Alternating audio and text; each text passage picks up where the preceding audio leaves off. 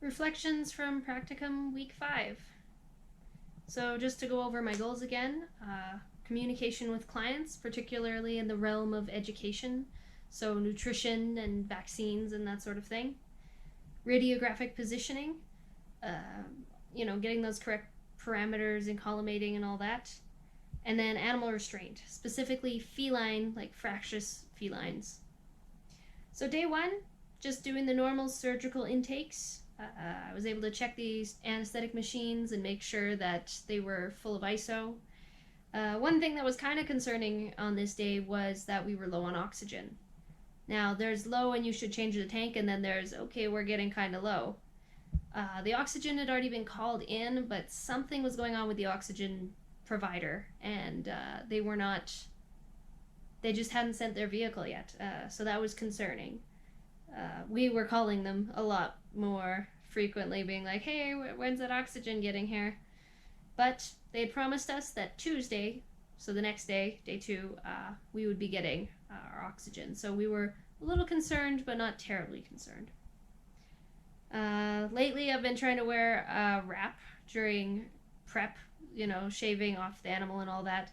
The problem I really was running into on this day was I'd prep an animal and then I'd take the wrap off, of course, to go into surgery, and then I'd forget to put it on by the time I go to prep the other one. So that was something I was working on. Something I'm really happy about with anesthesia right now is that it is getting less terrifying. Not by any means that I'm super dang confident and it's the easiest thing in the world and that I can totally predict everything, but simply that it's just getting less scary. And I feel like I'm able to problem solve a little better when things are a little bit funny, and instead of panicking, which is really great because it's not amazing to just panic when something seems a little off. This day in particular, I had this giant white dog in for a neuter, and of course during the prep, naturally, him being a white dog, got a little blood everywhere because I couldn't get that cap on the IV catheter right away. I've got this theory. It's kind of a conspiracy theory that white dogs just have really good blood pressure or something, because it always seems to be the white ones that bleed on me. Either that, or you only seem to notice when they're white dogs because it shows up so much. What was great about surgery on this day was afterward I was really able to get into doing the charting and stuff. I like charting and I like being able to put together the bills for the anesthetics and stuff. I think that's awesome.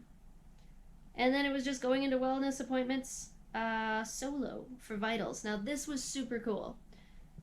Able to, okay, this patient's checked in, I can run in, get vitals and ask some questions and get a good history before the vet comes in. And this saves a lot of trouble because then the vet can come in, do their quick health exam without having to do asking about dewormer or things like that. So that's really great. Glad I was able to work on that and improve on my history taking abilities. And then there was a giant puppy appointment on this day, and I can't remember how many puppies. There was a lot of puppies, and they all needed microchips. And of course, me and the tech, we were sent in to just get vitals because the vet was busy with another appointment anyway, and she was going to draw up the vaccines for the puppies as well while she was back and forth between appointments and stuff. So we went and took the vitals. Everything went great. It was really good. We're putting them in the computer, everything, and then we head back and she's still not done. So she's like, okay, go give the microchips. So I was able to microchip the entire bunch of puppies. And that was great because it's good practice. It feels very wrong to take a 16 gauge needle or whatever the microchip is and poke it into this tiny puppy. And all of these puppies were relatively, the right size for microchipping, right age, but just always feels a little bit wrong. So it was a very good practice to be kind of swift but careful to make it as easy as possible for the puppies. That and to work the microchip scanner because you always gotta scan. And then there was day 2. So this day was the day of endless drop-offs / nightmare surgery. Things are starting out normally, and we were like, yeah, just get things ready, intakes, and getting our vitals, and calculating our drugs. Everything's good. And then we have a drop-off come in. no problem, just one drop off, right? So I go out and I actually was able. This I was excited about because I was actually able to get a really good history. Like it was a moment to shine where everyone else was busy getting ready for anesthesia, and so I was able to get a quick history and really improve on my history taking skills with these people, and then relay that to the tech, and the tech, goes, okay, what do they want for blood work or whatever, and I ask these people, okay, what do you want for blood work? And I was able to go through an estimate with them, and I think that was so cool to be able to explain the estimate line by line. Their cat was just a skinny cat that had come back after being gone for a long time. They were worried about it not gaining weight. So it was really cool to go over the estimate for blood work and physical exam with them, and then, just have a good conversation about what was going on and what we were going to do. So that was awesome. After this awesome but also kind of in the way drop off, back to doing anesthesia and getting ready, and another drop off / emergency comes in. This was a dog that had somehow ingested pot. It was really kind of funny when this dog came in. It was a golden retriever, right? So it's like drunkenly stumbles in, the owner's like taking it in. And at first I thought it was like drunkenly trying to attack me, because it was like doing like the lifting of the lips, and it was like, but turns out it was just one of those smiley sort of dogs, and it was trying to say hello, but of course it was hi. So here's this hi dog being like, hi, and I'm like, oh, well, this is bad. So of course this dog got rushed to the back, and we sorted out, got it on fluids, and thankfully its vitals were good, but it was pretty stoned. That was when we definitely had to kind of work on getting the toxicity out. And the owner, of course, wasn't sure where the dog had gotten access to that, but then they had remembered the situation that may have occurred to expose the dog to pot. Then, this emergency, we finally got that good. All right, let's get back to surgeries. Psych, we're not getting back to surgeries. Then a urinary drop-off came in, so then we had to do quick urine on that dog. So then also it was Tuesday, or the second day, and the oxygen people said they were going to be bringing oxygen. But they hadn't come yet, so we were still good for surgery, and we did our surgeries, but they still hadn't showed up, and so we called them being like, hey, you said you were going to show up, what the heck? And they were, of course, apologetic and brought their oxygen eventually. They were going to, so we got it sorted, but it was a little bit touch and go for our surgeries, because we're like, if we don't get oxygen tomorrow, we're kind of screwed over for surgeries. So then that went on, and then we finally got through the morning and went into appointments, and we're scrambling at this point. Things are a bit of a blur, and it was quite a long morning because of all the drop-offs and emergencies and whatnot. And then another emergency comes in. This large dog had been attacked by a bunch of other large dogs, and it was pretty bad. Like, not what I would call life-threateningly bad, but something you really needed to deal with because there was blood and it wasn't good for the animal. So of course it is an emergency. So here, we give the dog, I think it was Hydro, and it was thankfully a very gentle dog, even if it had a bunch of bite wounds all over it. And here we were just clipping up the wounds and cleaning them up, and kind of like between clipping and cleaning, and oh, there's an anal gland appointment, okay, help with that, and then okay, back to clipping and cleaning. So that day was a bit crazy.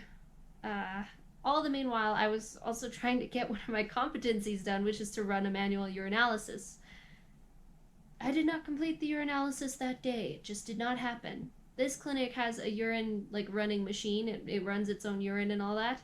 So often that kind of gets pushed to the side. So I was really trying to get the urine today, and it just didn't happen because of all the crazy. But it was still a really satisfying day, and urine did end up happening later in the week, so I was okay. Day 3. So day 3, we come into surgeries, and most of them are quite typical, but one of them was a leg amputation. Now, the thing is, oxygen still hadn't shown up, and we were like, okay, we can still do our surgeries, but after today, we seriously need oxygen. So we're getting surgeries done. I think it was a couple spays and neuters, just your normal surgical procedures. And then we move on to the amputation. And I am so thankful that I don't get squeamish around surgery, because this was a really cool surgery, but also, like, when you're monitoring anesthesia, you don't get to stop and appreciate what's going on so much because you're in the middle of monitoring. You can't just sit there and be like, whoa, surgery, for too long at a time. But the bits that I saw were really cool. And, they used like a local for the nerve in the leg so that they were able to take the leg off, no problem. And it was just a really cool surgery to be a part of. Well, nearing the end of the surgery, the oxygen arrived. We're like, yay, oxygen, but also boo, oxygen right now, because gotta finish this surgery before you can switch out all the tanks and whatnot. So thankfully the oxygen guy was able to wait a couple minutes. We finished the surgery up, got our patient off of the anesthetic machine, and the oxygen was switched, and both the tanks were switched, so we had plenty of oxygen and everyone was breathing a sigh of relief. After that, it had been a long morning, so of course I'm sitting in the lunchroom just having lunch, and it's right off the treatment area. And the vet was recovering the amputation cat, so sitting there, and the cat just suddenly has this nasty, like, crazy recovery. They're like, whoa. And it's super weird because we'd already put this patient on a CRI with some pretty good pain meds, so we were like, okay, that's weird. So in the whole scuffle, the line had been kind of occluded and messed over, so we were fixing it. And as we were fixing it, we realized the IV, like, the vein had blown, and this CRI was not going where it was supposed to. So we're like, oh, no wonder this cat's not doing so good. So we quickly replace the IV catheter in the other leg and get it all bandaged up and get him back on his CRI, and he recovers more peacefully after that. And it was, thank goodness we caught that, because otherwise that cat could have been in pain for quite some time, and that wouldn't have been good. So yeah, that cat was pretty good. So then later on in the day, just going through the motions, getting the appointments done. And I say going through the motions, but of course every appointment's fun. Every appointment is really interesting because you never know what you're going to walk into, and I think it's interesting. And there's always another personality to a dog. There's never just the same dang dog every time. So I think it was really fun. But then the day kind of ended out with something a little more tough. There was a euthanasia that came in, and the people who brought the animal in were not the owner on file. They were relatives, right, of the owner on file.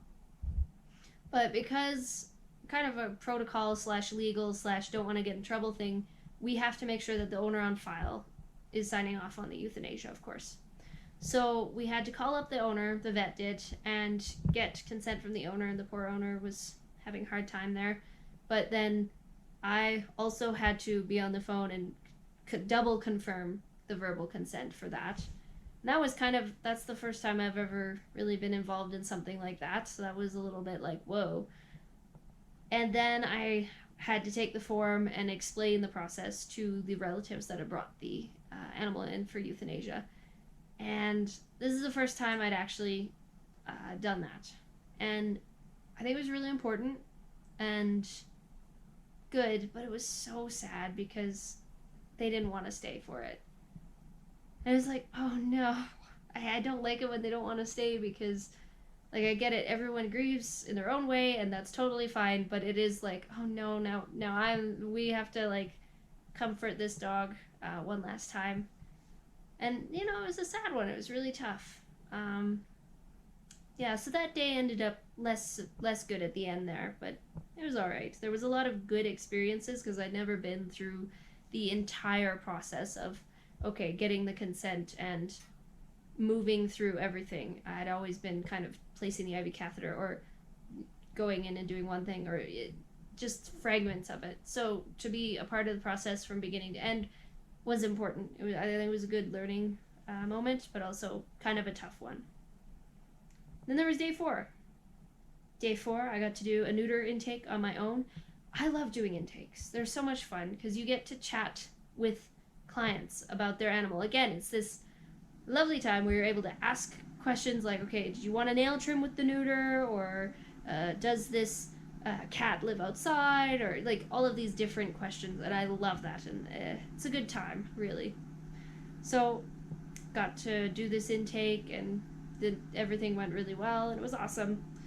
And then after doing this feline neuter, that was really easy. Like, of course, you do the prep, and then the vet takes, honestly, at this point, the vet takes less time doing the neuter than I do doing the prep.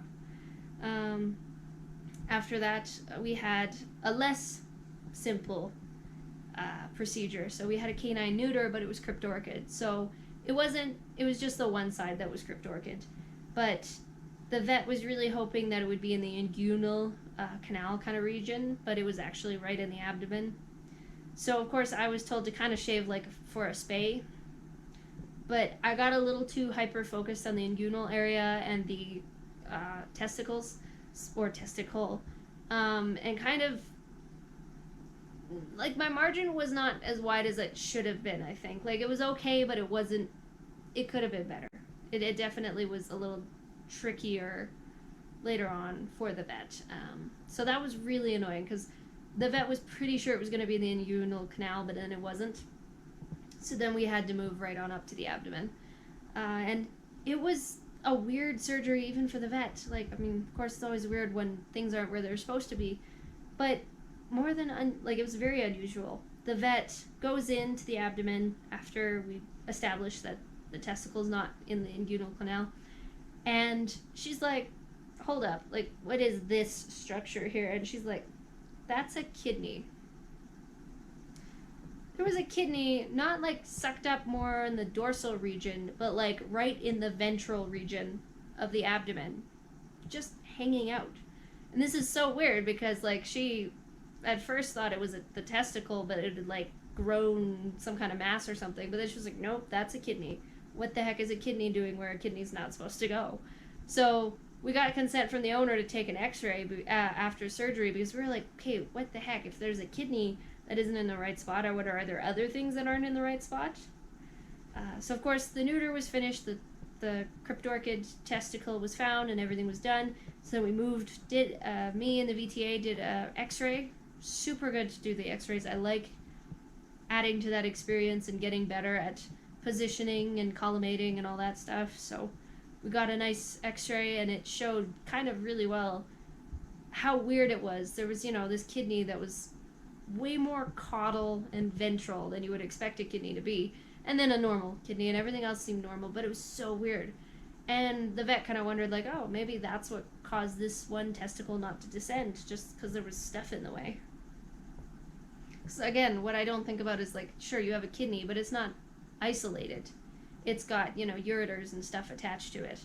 So if there's a kidney there, there's also that other stuff you have to think about that's kind of potentially in the way. And so this, the vet had a conversation with the owner being like, we should monitor that and make sure it's okay. And then finally, after that, I was able to watch and assist with a dental extraction and some radiographs.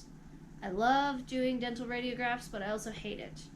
I guess it's kind of a part of my goals too, positioning, but in this case, I just don't understand bisecting angles very well, and I'm sure this is a pain that many people feel. I can't seem to get it through my head, and so a lot of the time my brain is like, okay, how can I make this make sense to me before I position? So it was an exercise in positioning. Finally, at the end of this day, after appointments, I was able to finally do a manual urinalysis. And this was great because it was so nice to be able to see that, for whatever reason, maybe the sample had sat for a long time, or the animal we got it from, I think it might have been a drop-off for urinalysis or something like that. There were struvites everywhere in this urine, and there's just something that's so nice and symmetrical about struvite crystals, so it was super cool to see that. Kind of took me back to being in class and just doing like loaded urine samples where there's interesting stuff in there, And then day five, doing intakes, calculating pre-meds, doing vitals, and general kennel setup. And then we had this giant dog in for a neuter, and this dog was huge. I was able to, pre-med, and we were able to induce, and no problem, everything went well. But I was really concerned about recovery because this dog was so big that he could have easily taken me for a ride. Like, there's no way that I could just, like, hold him down. He would take me with him. So I was hoping, like, please recover, calm. And thankfully, he recovered really well. Like, it was very annoying. It was touch and go for me. He's giving me every reflex. He's blinking, and he's like, I don't know. The reflexes are coming back really good, but he's just not swallowing, and that's, like, the sign I need to pull the tube. And finally he did. I was like, okay, tube's out. 10 seconds later, he's kind of wanting to sit up more, and I'm like, okay, just go back to sleep for a minute. We just want you to recover a little more. He recovered super smoothly, and it wasn't long till we could get him in his kennel and recovering a lot better and more safely, just in case he did decide to go for a walk.